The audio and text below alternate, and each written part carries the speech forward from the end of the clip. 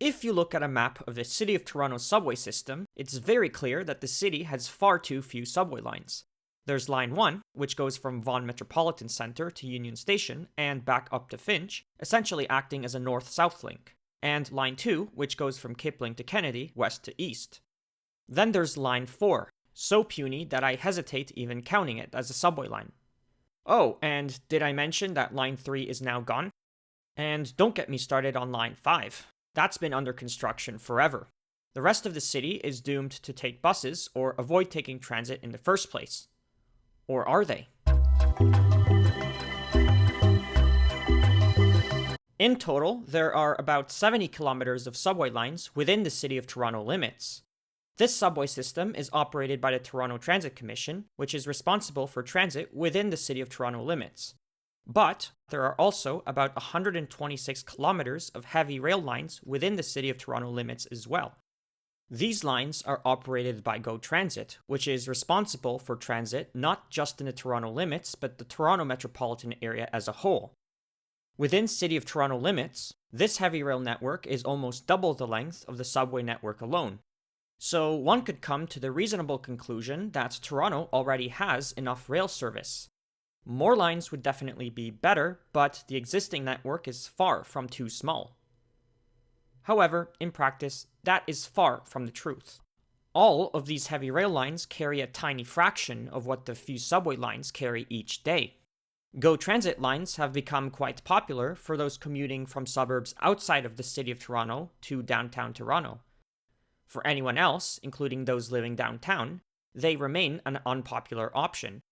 This includes those commuting from the City of Toronto suburbs to downtown Toronto, or between City of Toronto suburbs. In many cases, GO Transit may be faster than taking the TTC buses and subways, yet people still choose to take the latter. And about 91% of those who do take GO Transit are only going to and from Union Station. So, with that in mind, let's assume for a moment that everyone taking GO is going to and from Union Station. As you get closer to Union Station, the population density increases. So, the expectation is that the ridership should increase getting closer to Union Station. However, in many instances, the ridership does not increase proportionally, or as a matter of fact, decreases within the City of Toronto limits. Let's look at the stations on the Lakeshore East Line. The stations within the city limits from east to west are Rouge Hill, Guildwood, Eglinton, Scarborough, and Danforth. Notice how almost all of the closer stations have much lower ridership than the rest. In fact, Whitby Station has almost as much ridership as the 4 stations closest to downtown combined. So, why is the ridership on the existing GO Transit network within City of Toronto limits so poor? Well, there are many reasons, and I'll try my best to explain all of them. First of all, many of the GO Transit lines have much less frequent service than their TTC counterparts, meaning that even though it might be faster to take a GO train, the time spent waiting for the next GO train might actually make taking the slower TTC subway or bus line the faster option overall. The frequency varies by line, with the more popular GO train lines like the Lakeshore East getting two-way all-day service about every 15 to 30 minutes. For a regional rail line, this is not too bad of a frequency. However, other lines only have service every hour or in only one direction during rush hour. The Stouffville line, which had the opportunity to become a great alternative to Line 3 when it closed permanently, has just one train per hour during off-peak times. So, if you're a resident of Scarborough, unless you know exactly when you want to start your journey, taking the Stouffville line train from a station like Kennedy, which has both subway and GO train service, is rarely the better option, even though the GO train only takes 20 minutes to downtown. Kipling, which also has both subway and GO train service and is also about 20 minutes from Union Station by train, is even worse off, with trains only going one way during rush hours only. No wonder the ridership at Kipling is so low. The GO expansion program aims to increase frequency to at least every 15 minutes on some of the lines, but in some places this is still not good enough when compared to the subway line's frequencies of every few minutes. And there's another big hurdle to taking GO, which the GO expansion still probably won't address.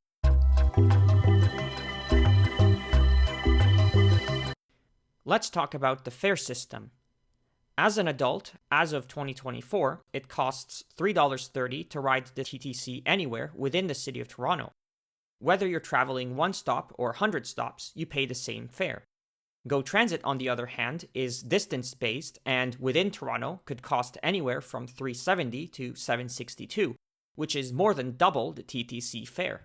And since it is highly likely that you'll need to take the TTC anyways before or after Go trips, because of the lack of fare integration between transit agencies in the GTA, you would have to pay a separate TTC fare as well.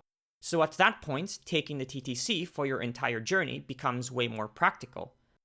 Recently, the provincial government did introduce a one-fare program where they would cover the cost of the TTC fare on a combined Go and TTC journey. But this is just a band-aid solution to what should instead be an integrated fare that is valid on any transit agency. I've talked about the lack of fare integration in previous videos. Then there's also the issue of stop spacing.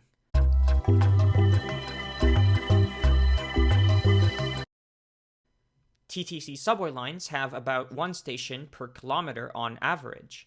Go train lines, on the other hand, have a station every few kilometers. In less dense suburbs outside of Toronto, this is reasonable. However, within Toronto, with its higher density, not so much. So, despite some of these lines being faster, getting to and from the Go station may be too much of a hassle for most travelers. And even when there's a TTC bus route right beside the Go station, it's still difficult to make connections at Go stations in Toronto. Many of the Go stations within Toronto are not directly serviced by bus routes, as is the case with most of the TTC subway stations. This is the Main Street subway station. As you can see, buses and streetcars drop you off directly above the subway platforms, allowing for quick and easy transfers.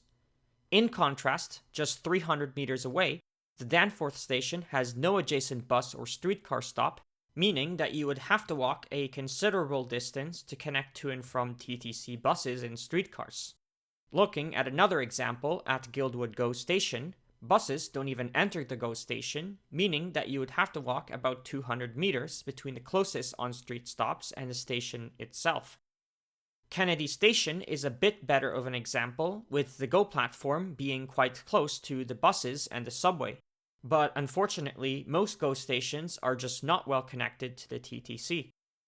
These inconvenient connections are as a result of the TTC and Go Transit not collaborating or coordinating with each other, which is unfortunate because they have so much potential to boost each other's ridership if they were better connected. And this is only an issue in Toronto. Go stations outside of Toronto will typically have one or more local bus routes directly serving the station.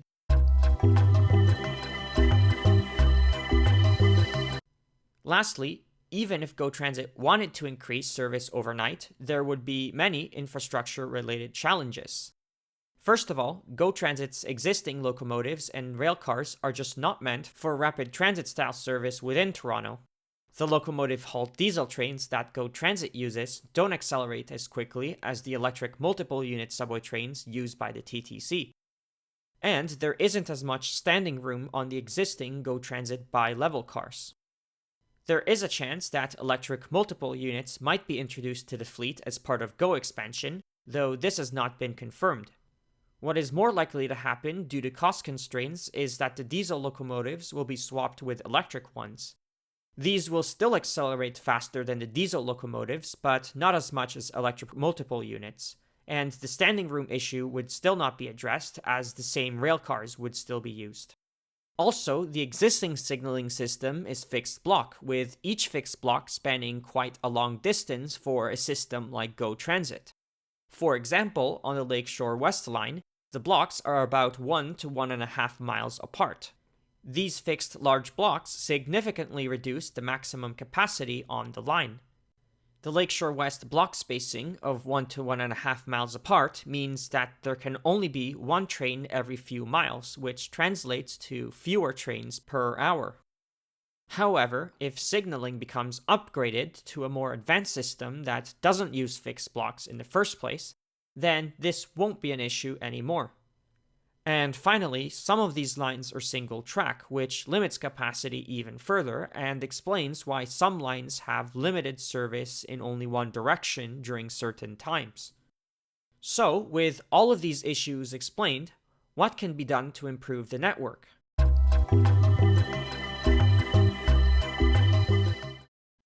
Well, first of all, this wouldn't be the first time improvements to the heavy rail network have been proposed. In 2014, during John Tory's election campaign, the Smart Track plan was proposed. The original Smart Track proposal in 2014 aimed to introduce frequent service and new stations along the existing Milton Line and Stouffville Line corridors. However, over time, the proposal dwindled and dwindled until what was left of it is just 5 new stations integrated with the rest of the ongoing GO expansion in the GTA. Torontonians deserve better. 5 stations will not make as huge of a difference to the network as a whole. And while new stations are being planned and built as part of the GO expansion, something can be done sooner to improve service at the existing stations. Every single line should get two-way, all-day, 15-minute service within Toronto limits. No ifs, no buts. Taking GO Transit entirely within Toronto should also be treated as taking any other TTC subway or bus route. Here's how that can be accomplished. Firstly, regardless of transit agency, every single trip taken in Toronto should be charged a TTC fare, even if you're only taking a train on GO Transit. This will eliminate the hassle of having different fare systems and having higher GO Transit fares in the city of Toronto. This integrated fare would be valid for 2 hours on all services within Toronto. This combined system would mean that the cost of the trips on GO Transit entirely within Toronto and the portion of a cross-boundary trip within Toronto would be paid for by the TTC as if the services were a part of the TTC system. A better way of wording this is adding the GO Transit network within Toronto to the TTC ecosystem. The existing GO Transit services within Toronto limits do not have to change. The same stations, the same lines, and the same rolling stock can all stay in place as they currently are, with additional services possibly being added to the mix within the city limits. All of the regional rail services in the City of Toronto limits can be managed by a new division within the TTC. This division would be comparable to the London Overground in England, which has had a lot of success. This will ultimately result in the TTC being very motivated to significantly improve the connectivity between TTC lines and GO stations, ensuring that regional rail lines within Toronto are improved as much as the subway lines are. It is true that in some cases it is better to build a new subway line from scratch rather than upgrading the existing GO lines. However, the existing GO lines are a low-hanging fruit that could be quickly upgraded to the needs of Torontonians.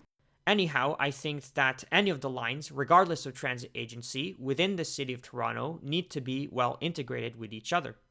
These GO Transit regional rail lines should be treated just like any other TTC subway line and be put on the map, containing all important transit lines in the city limits. Treating the regional rail lines just like any other line in the TTC network will make it easier for all levels of government to work together and add stations or change stations wherever necessary, and integrating the existing ones together. All of the stations in Toronto should eventually be completely integrated with the TTC network. This means quick and easy connections to and from buses, streetcars, and subway lines. The existing GO stations typically have an abundance of space, so this wouldn't be too challenging.